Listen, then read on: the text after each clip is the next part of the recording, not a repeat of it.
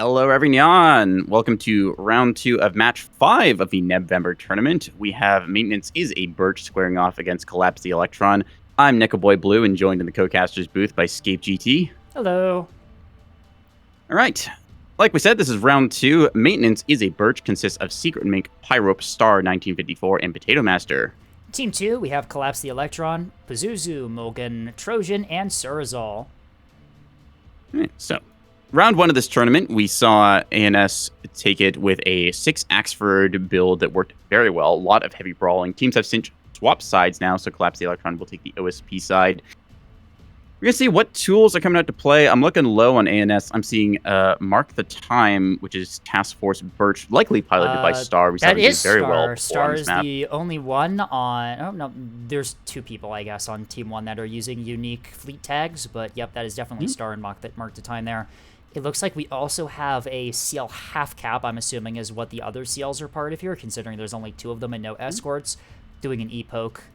A lot of CL coming out to play so far. I'm seeing a lone Axford from Pyrope here on the left flank for ANS, the Ruby Knight with the escorting destroyer. Birch, once again, not electing to bring that much frontline here, as we can see that, once again, Electron, we got a massive frontline ball up top there. You can see that looks like...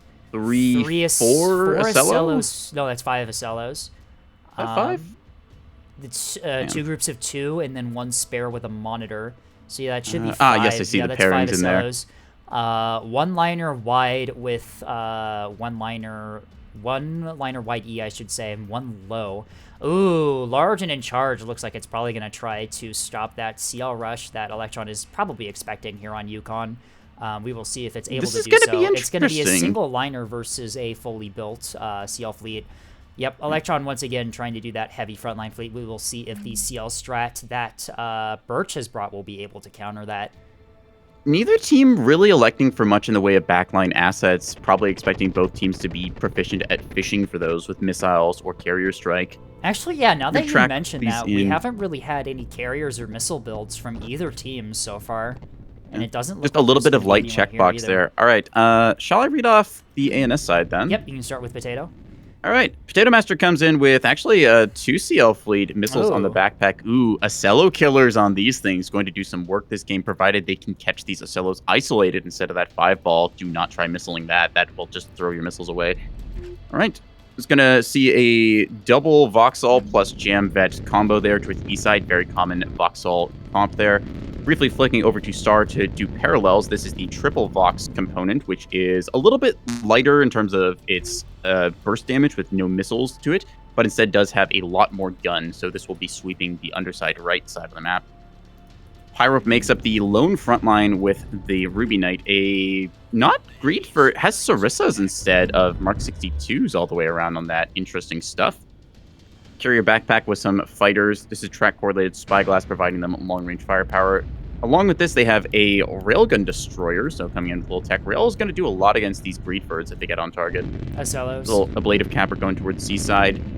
Secret Mink comes out with 1, 2, 3 beamstones distributed across the map. These the very cheap version, just going with the chaff box, bullseye, and beam, not bothering with the 20 mil defenders.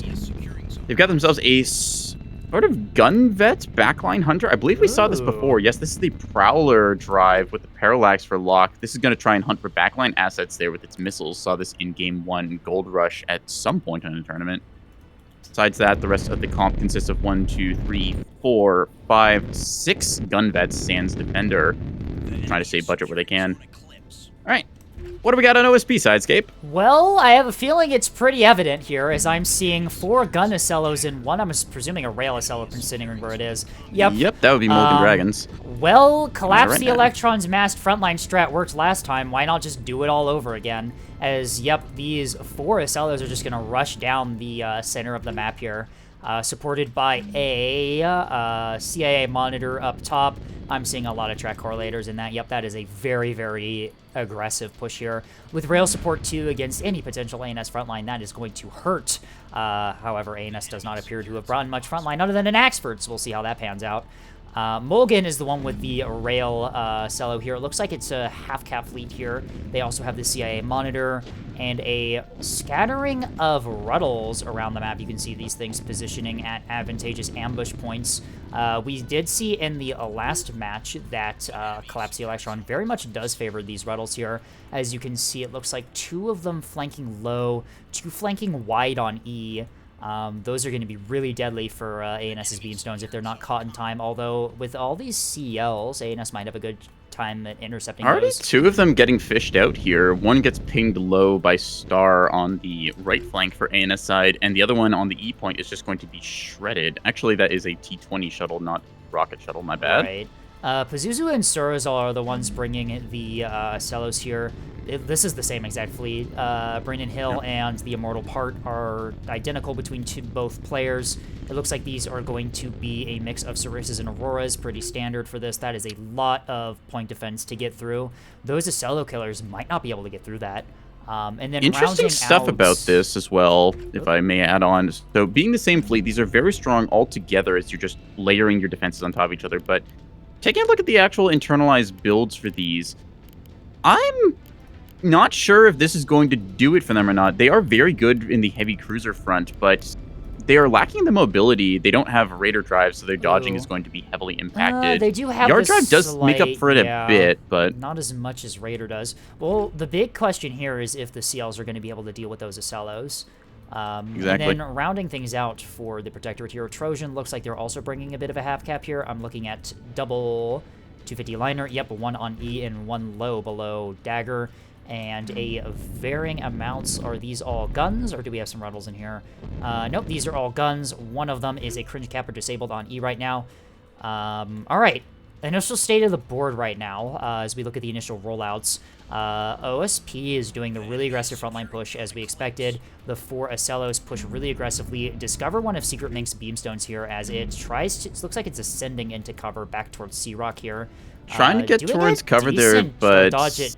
Doing a decent job of dodging. It does have a Raider, and it is not being target locked at this range, although any shots into that beam is going to come back to haunt this thing later. Yeah. No target lock, but at the same time, that's like blood track correlated Bloodhound. That is very accurate, even though it's, what, 14 kilometers or so away, give or take. Hard to get an exact read on this. You can see this Beamstone's already trying to move back there. No jam support means that that thing is just going to get pretty much permanently spotted out in the open there. Yep. Rails open up just for good measure. I think that's a bit of a misplay on OSP's part, tipping their rail hand this early. They could have kept that thing hidden for a while. Instead, that's going to be intel for the ANS side. Right. Star, once again, like in Yukon games of past, is flanking under the map. Early warning radar from that CA monitor will rat them out here, so OSP knows that that's a threat. The question is, what will they do about it? ANS attempts to take E point here. They lose the capper. Looks like it gets gunned down by Trojan's 250 liner as it just swiftly pulls back into cover after denying the point capture there. Potato Masters, double CL fleet on the flank here at E. Now hunting for a target by the looks of it. Meanwhile, Mulligan, target locked low under B. You can see there. It looks like they were going to try and rush out and hit that Beamstone, although they were spotted in the act. Secret Mink is already pivoting their Beamstone out to engage that, making sure it doesn't sneak up on them. And that Ruddle was detected early on by Star, and then it had to briefly go to ground. The other I'm kind of liking what we see here from OSP as they step onto A-cap, knowing that the Beam Destroyer carding that has been pretty thoroughly gutted. This thing is alive on a technicality. Nothing going to stop that A-cap attempt here as the CLs are out of position to deal with that. The Beamstones are as well, as OSP's probably going to take A here. So taking a look at this, OSP is pushing very aggressively across the spine here, but ANS wisely giving ground. ANS knows they have a mobility advantage with their double CL fleets. Ooh, Pyro catches the broadside. Is their win condition. Pyro catches the broadside of this Acello here at middle, firing 450 AP, unfortunately, probably expecting it to be bow on. We will see if they swap to HE. The rails as well, doing some work here. It looks like Surazal was trying to pivot bow to the triple Acello, pushing Dagger, and gets ambushed here. Yep, that's the HE swap now on. There it is.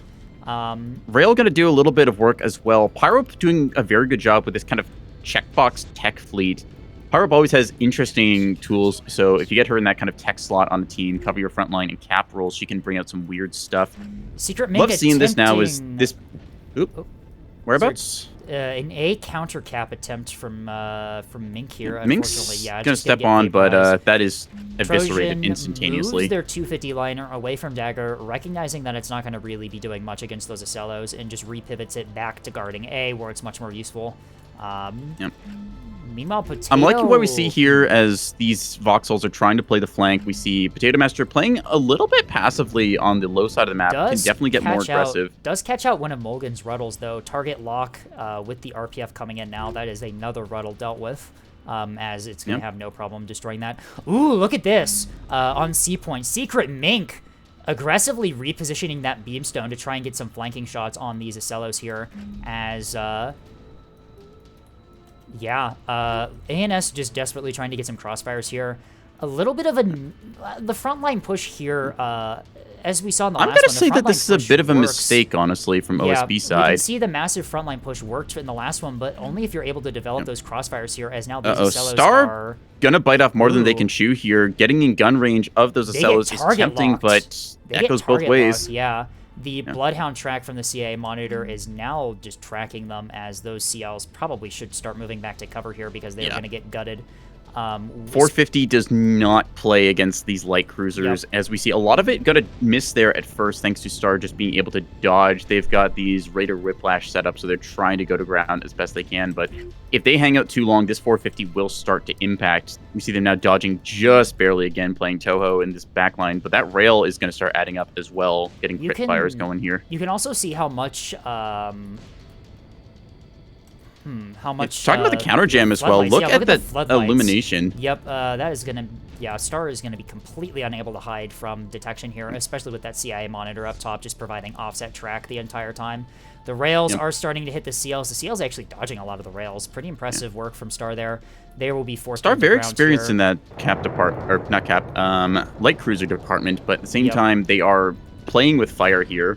The Acellos now repivoting bow on to Pyrope here, as the CLs are no longer a threat on the flank. Pyrope doing their best to try and relieve some pressure from Star here. Is actually dark right now. Pyrope using that quad TC spy very, very excellently here. Is able to spot those Acellos, get some fireball tracks without getting spotted in return. These Acellos, I believe, are all para, correct? I believe that would be the case. No spyglass to spot that that Axford here. Star does get Star's Gambit kind of pays off, makes them think twice about going towards Seaside with their push. These Acellos are 6,000 points of asset that's currently just high up in orbit, not really threatening or contesting anything. Right. Secret Mink looking like they're going to potentially bleed a capper here to T20s. We see 450 from the Acellos firing, but that won't do much. Ooh, but look at this. Potato is going to take advantage of that liner's focus on the capper, as they're going to flank around with these CLs here. Although, look at this as well. Mulligan has a Ruddle in a really excellent ambush position. Mulligan is moving it right now. They are aware that it's there. That might trying to get those two. I think that's... As Potato Master, I think that OSB has potential here, but at the same time, we'll see if they follow through on that. That Ruddle is in a position to punish, like you mentioned. Same time, OSB 450 frontline is going to lock onto Pyrope now. She's going to dodge for all she has. Only singular Raider on this due to power requirements for track correlator and also compartment congestion. Pyrope does Rail's not want also going to add up very quickly here. Pyrope does not want to be taking this fight right now. They are target locked there within lock range. They need to get into cover and start using that.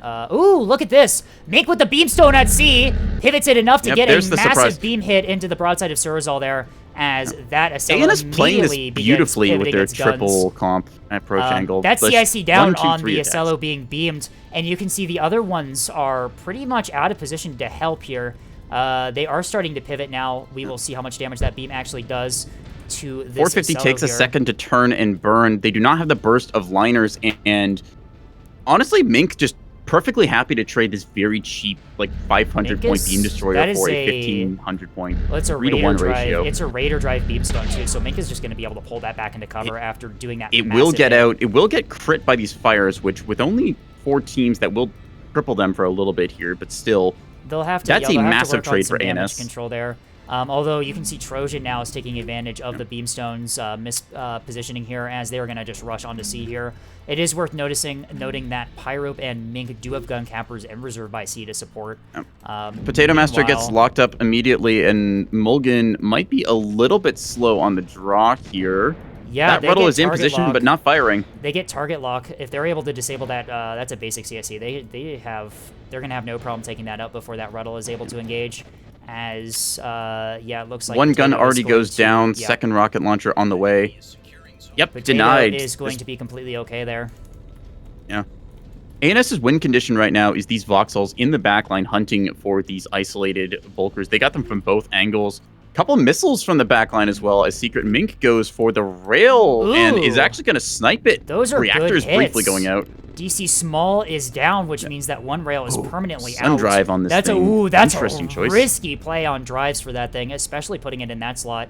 As, yeah, this thing's now under fire. Reactor down, as the 250 AP is going to start pinning here. Those missiles doing a really good job of 250 AP will actually take out one of those reactors, and there's no restores. This thing is bled. Basically mission killed already, yeah.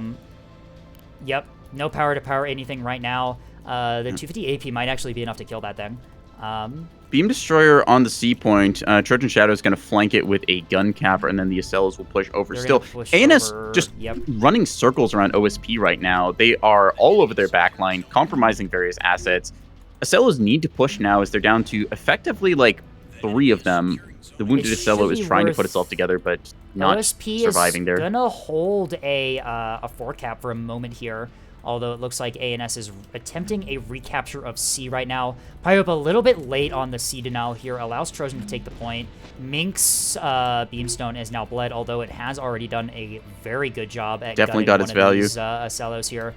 It should be last second AMM denial on D point as the gun frigate tries to clear that. We can see Secret Mink here as well with their Capper Corvette. ANS playing very good mobility style. Trojan Shadows had to try and move towards A point with their liners. They do not want to take this 250 fight. They are out-tunned in both of those. Have to consolidate their force to fight one of them. Right.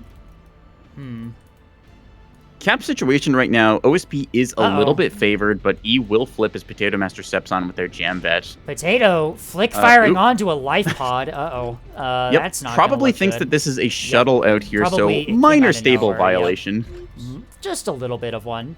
ANS is going to take Dagger here, and it doesn't look like they're going to be able to be contested on that. Trojan's liner out of position to really guard the point, as their other liner Trojan forced to give ground as they just get compromised by all of this flanking CL. Ruddle strike on the B side. You can see 2 rockets go out here. Secret Mink is trying to use their beam here. They are moving as well at 30. Yeah, just flank speed on these Raider drives. Assuming this thing adjusts course, it should be good. That was a really long range. Whoa, never mind. Does find purchase with one. That's surprising unusual. Considering the range Quick those break. were launched at. There's the break. Yeah. Beam is bearing to target as Mulligan starts taking some RPF fire here. I believe the Beamstone should be able to just at the edge of range, if I had to guess. Ruddle trying for this, but will get found out. That was an over 6 kilometer Ruddle strike on that Beamstone. Yeah. That was pretty impressive, if I'm being honest. I think they must have just been moving in forward direction or something there, because they were at 30, and normally when dodging, that will not hit at all. All right. Voxels continue to compromise the backline, fishing for whatever they can find. They will find Trojan Shadow's liner here, the large and in charge, that's trying to run. They get a quick burst of 250s. Both sides trade fire here. Potato Master pretty favored here in this fight. They're moving up their Jam Escort 2 to provide some jamming support to engage that liner. That liner is Huntress with a pinpoint, so theoretically it might be able to do a little bit about the jamming, but that's only at extremely close range. Take a look at the internals of that liner. Although they only got briefly shot, they are losing a lot of their buff modules here and the pinpoint. This is a liner moment if I've ever seen one. Only 1 buff module left alive, and that's the only thing damaged on this thing. Oh, jeez. Additionally, look at this. The Huntress radar combined with the pinpoint is a very good combo at 6.5 kilometers. However, since these Voxels are engaging at the 8 kilometer mark, they will not have accurate fire out to that range, especially not with jamming. Right. Pyrope doing a pretty good job of doing her best to occupy Surazal at the moment, as these Acellos... Whoa. The Acellos pull back from C as ANS is going to retake C.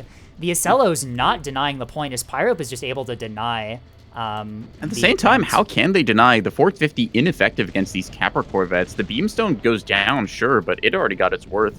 ANS looking to secure themselves a 4-cap right now. Mulligan attempts another Ruddle Strike on Potato Master at E, but Potato Master, way too quick on the trigger, immediately swaps fire to that Ruddle and just eviscerates it before it has time to launch.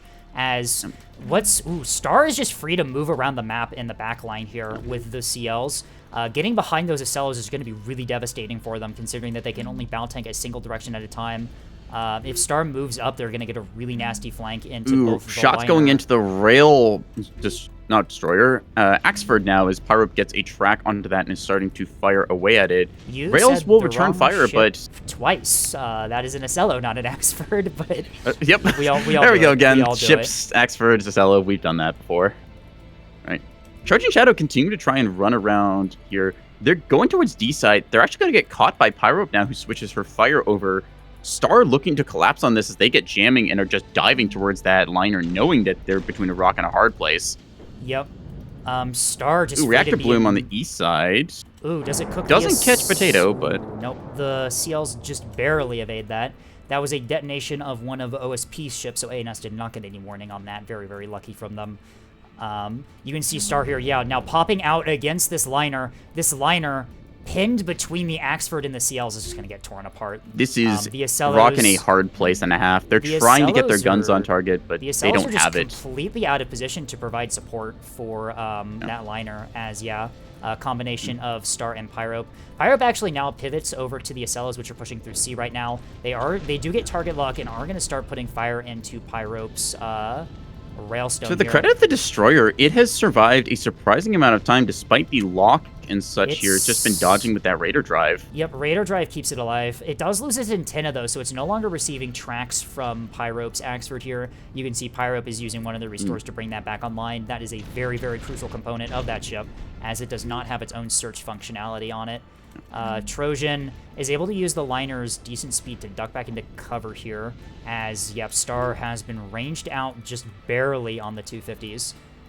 Meanwhile, Potato is going to start pivoting up towards C, it looks like here, as the Protectorate has been pretty much... Protectorate's been stuck on the top of the map for the entire game and just gone nowhere with it. Despite their frontline advantage, they never capitalized. The massive frontline gambit is a very effective strategy, as we saw the last time, but without the ability to really establish a crossfire to hold ground like they did in the first time here, the massive frontline gambit is just not going to work here. You can see here Trojan... Now seeing Pyro actually gets hit here by Trojan in the flank. This is what they've been wanting to do all game, but it's taken them half the score to do it. Right. Pyrope takes a hit here, but still, this is a built-up Axford, 15 damage control teams and 7 restores, even with a locker down. That is a Pyrope Hero Axford. If it gets into cover here, it is going to be able to restore itself to 100% effectiveness with 0 problems at all. Meanwhile, furthermore, OSP Star comes around now, finding the 250 liner from behind. Trojan Shadow going to take some more 250 hits. Star, I think, is just going to put pedal to the metal and go for it, as this is a pretty much free to collect backline. This is the flank that the OSP needed to win this one, as Star is just freely able to engage these ships from the sides and from the backs.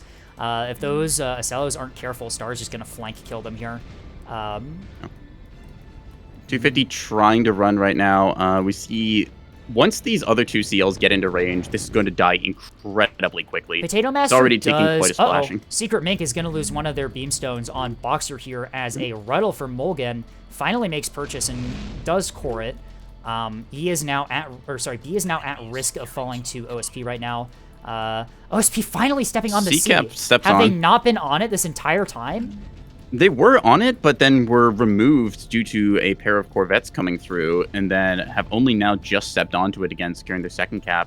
You can see OSP is behind on the cap score right now, and while they can get the B point here, let's just talk about the 5 CLs that are perfectly healthy. Potato Master a little bit hesitant to move anywhere, but this is because they're still continuing to clean up various Ruddles. Yep.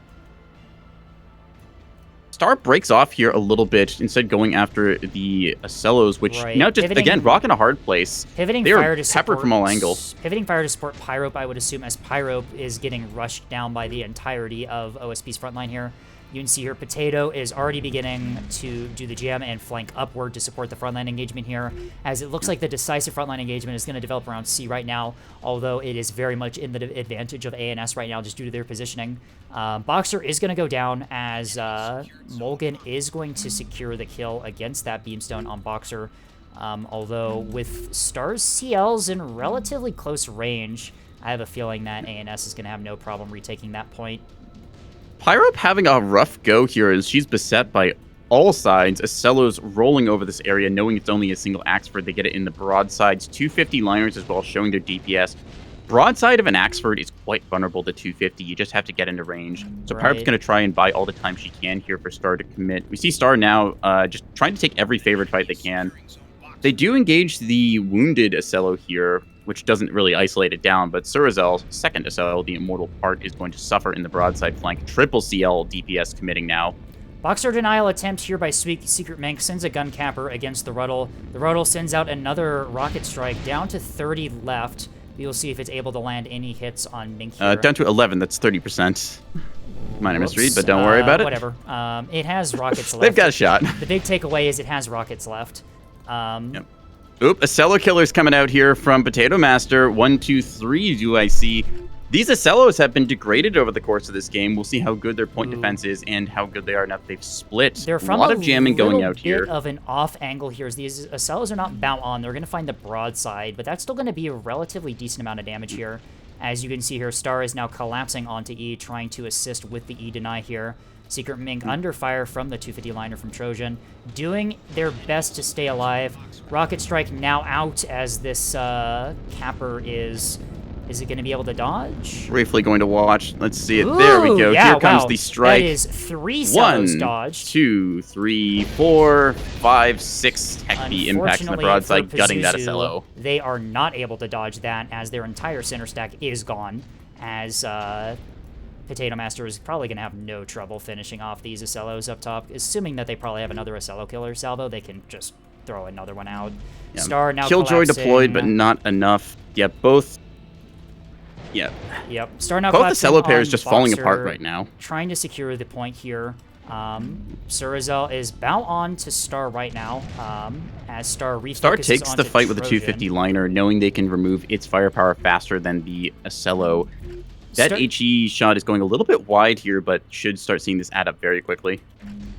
Star did swap fire briefly to the capper on Boxer, opened it up quite nicely for Secret Mink. All Secret Mink has to do is preserve that ship until the 250 liner is disabled, and they can just pivot themselves onto the point. Although Star sitting broadside at close range to one of these Acellos here is going to lose mark the time here as it starts taking devastating 450 HE fire. Talked before about 450 and these Acello CL matchups. The CLs are very fragile to 450 fire when it lands, so if you get within close range like this, you will suffer. Here we see Proven Factor gets lit up for a brief second. First salvo misses, but second salvo should be on target. They are winning against that liner very handily, but at the same time, this is a lot of fire that Star is going to experience here. Real quick, seeing that right center stack going down. Is fuel line firing. That Axford taking significant damage. It's still... Is it theoretically possible to chain restore this? To some degree, yes, it is. Chain, yes. Yep, 2 large DCs. Can live. 2 large DCs with all their restores still. Doesn't mean that it can get back up. Trojan Shadow effectively combat incapable over on that B point Mink side. is just going to pivot the ship onto the Boxer point right there to take advantage of the disabled ship. Yep. Potato Master comes Z side. Healthy, is winning the engagement, I would say, against this Acello, has knocked out its magazine multiple times, and now the rail support, Pyrope's Railstone is still alive right now, getting nice support. This thing did not hear no bell and is firing once again into the aft section of this Acello as it tries to get bow on. That's going to be more crits added up here. I think the 4 Acello Gambit for the front line was not it here, as we saw them get stuck in high orbit. The 5th Acello with the rails could have been the tech, but just all of this frontline heavy cruiser proceeded to, well, I suppose command cruise is the technical term, but now Star they got 4 Acello high. Star finds the broadside on Surazal's Acello here at Boxer. 2 CLs. Triple CL splits, fires, managed to find the broadside, as that damage is going to add up really quickly. You can see the reactor section and the center stack is already taking massive hits there. As, Potato Master does take some heavy damage to one of their CLs here as its mag does go down. The other one is still active, getting some nice broadside hits into that CC at C. It begins to pivot over to the healthy one. Although tries to get its guns on target, having a bit of a time as it has to rotate. 250 DPS is nothing to scoff at. They are continuing to pepper this center stack area. If they snipe that mag again with a lucky hit or get a power snipe, then that's going to be that. It is double mag. Double mag, but the top mag is knocked out on those, so just the reinforcement in this case. Does manage to retake A here. We'll see if they're able to hold it. Looking at the cap situation, CL's kind of spending themselves at this stage, but also trading against OSP's limited ship count right now. Pyrope is continuing to chain restore, now looking to get back in the game. Guns are coming up, and the reinforced mag as well. This Axfer did not hear no bell and will commit onto the C point in a moment or two. These guns are 60% of the way back up, as well as the magazine is now online. This thing has somehow Lego bricked itself back together after being shot by 4 or 5 frontline vessels. That is insanity. Like I said, say what you will about Pyrope, she builds really, really survivable hulls. It looks like Star is going to win the fight against this Acello at Boxer. The flanking shot just guts this thing's CIC. It's mags down. Yeah, they're going to be able to win the fight, as it looks like Star is splitting their CLs back to Dagger probably to hold the point here, as Secret Mink is going to have no problem holding Boxer with their gun camper here. V-Capper clean up on both those capitals. Restore somewhat of their ship here. Is trying to chain restore with the storage here. You will get the storage back online and we'll be able to bring another gun back up, although I doubt it's going to have the damage output it needs to really retake Boxer. More importantly, that liner is structure broken and continuing to be peppered by the 100 mil guns here, which actually has enough to chip at this. The 100 mil is likely going to keep it disabled. Mag's been redded on that, at least. Potato electing to spend an Acello killer against this, is it even armed? Monitor does, CA I believe, have Monitor. a chat box with arming missile. Pyrope with the I live by the way quote right there. As Pyrope with an Axford that looks like it didn't really take much damage at all, recommits onto C here and begins getting, it has the broadside of that Acello with 450 HE. Pyrope back in the fight. This is the second time this tournament Pyrope has done this, as they are just, they are back in the game right now. Do you have any ibuprofen moment, as she may have a headache, but she's committing into the C fight?